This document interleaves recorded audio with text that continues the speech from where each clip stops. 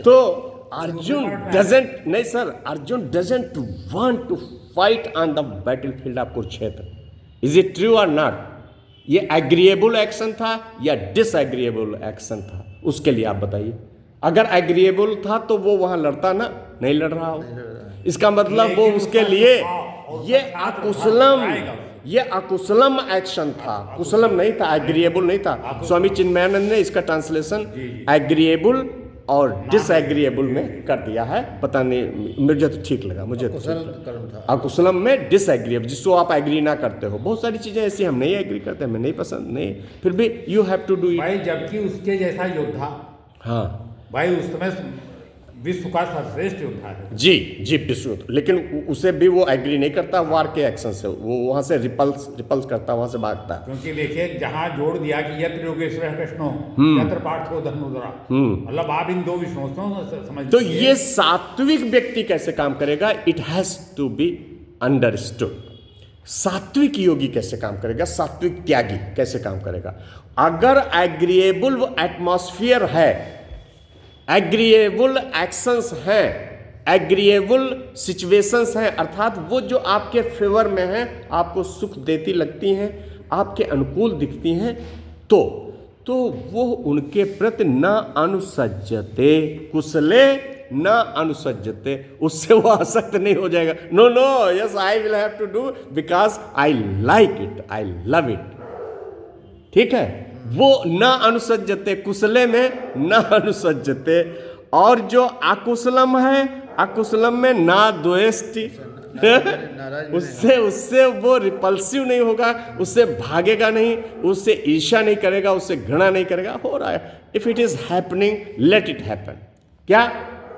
If something bad is happening which I don't like, तो वो कहेगा let it happen, I am neutral to it, मेरा कुछ नहीं है, I am nothing to do with this, let it happen. ठीक है, if something bad is happening. आइए गुरु जी आइए।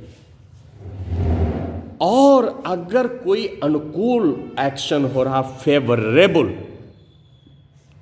तो he doesn't get attach to it. समझे सर?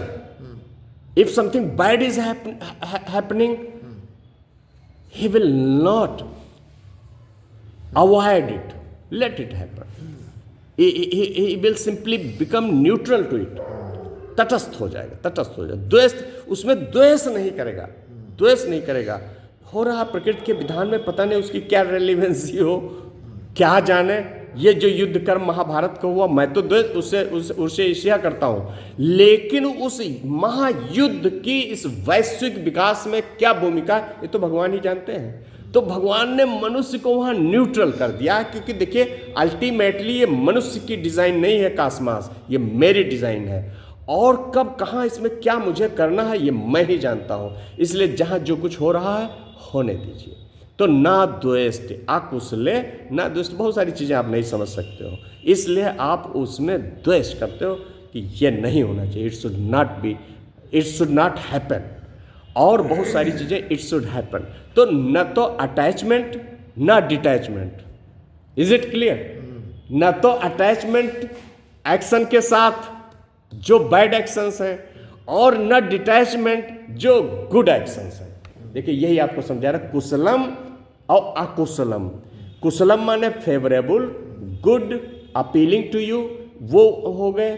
क्या कहना चाहिए, pleasing to you, those actions which are pleasing to you, you get attach to them, you get those actions which are pleasing to attach हो जाते हैं, you get attach to them, जिनसे easily attach हो जाते हैं। Yes, कुशलम से भागना नहीं है। हाँ, कुशलम से अटैच नहीं होना है, एग्रीएबल एक्शन से अटैच नहीं होना, और अकुशलम से द्वेष नहीं करना है कि भाई mister Agarwal is so bad, oh I can not tolerate his personality over here.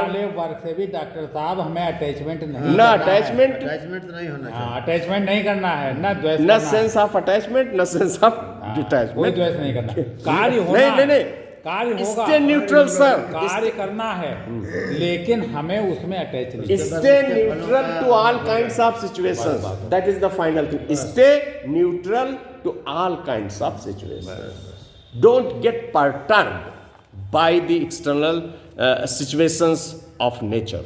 Nature कुछ कर रही है, करने वो एक कॉस्मिक एक्शन प्लान किया गया है, and that is by nature हो रहा है, एंड दैट इज बीइंग नहीं the entire cosmic work is being done by the cosmocrat, by the absolute. No doubt. Sir, तो इसलिए देखिए बस आप हाँ, एज ए विटनेस कहीं आप उसमें इंगेज और इन्वॉल्व ना हो. देखिए ये कितनी सुंदर चीजें, these are so beautiful things for us which the Gita is teaching and preaching to us.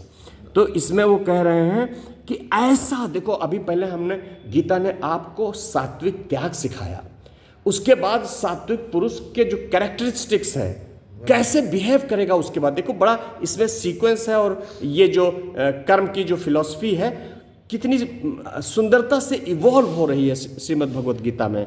तो ऐसा व्यक्ति क्या है, देखिए उसके बहुत अच्छे गुण इसमें आपके सामने रख दिए गए. ऐसा ही त्यागी है और ऐसा ही सात्विकता से युक्त है, सत्व समाविष्टा, बड़ा ही अंतःकरण से पवित्र है, वो पवित्र हो गया. कुछ उसके अब तो आत्मा उभर आई ना उस व्यक्ति के अंदर. सात्विकता जो है वो मनुष्य को सीधे सीधे आत्मा में उठा ले जाती है, और वो वही मेधावी है, उसके अंदर ही मेधा भी है, वही ज्ञानी भी है, और छिन्न संशया, और उसके सारे डाउट्स जो हैं cut asunder. All his doubts have been cut asunder, वो सब कट गए हैं, उसके सारे संशय हट गए हैं कि क्या कर्म है. देखो संशय क्या है, आप न कर्म जानते हो, न आप कर्म का विधान जानते हो, न कर्म की पेचीदगियाँ जानते हो, न कर्म के इंटेंगलमेंट जानते हो, कर्म कैसे बांडेज जनरेट करता है न तो आपको ये पता है. आप न ईश्वर तत्व जानते हो, न जीव तत्व जानते हो, न इस प्रकृति को जानते हो, न प्रकृति के खेलों को जानते हो.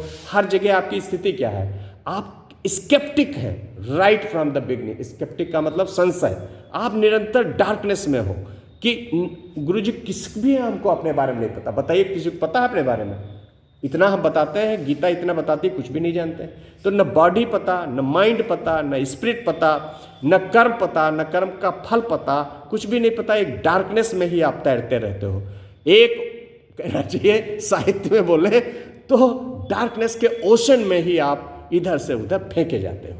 ऐसी स्थिति में गीता प्रकाश लेके आती है, और एक एक चीज जो मानव की समस्याएं हैं, मानव की जो जड़ताएं हैं, मानव के जो डार्कनेस है, और मानव के अंदर जो स्केप्टिसिज्म है कि कुछ पता ही नहीं है, तो उस सब पर वो प्रहार करती है, सारे अंधेरे दूर कर देती है, आपको बांडेज से लिबरेट करती है, आपको मॉर्टेलिटी से इमॉर्टेलिटी की तरफ ले जाती है, आपको अनट्रुथ से ट्रुथ की तरफ ले जाती है, और इस तरीके से आपके जीवन को निहाल कर देती है, पूर्ण कर देती है, सुंदर बना देती है, दिव्य बना देती है. मेरे ख्याल से इसमें हर चीज़, everything in these verses has been explained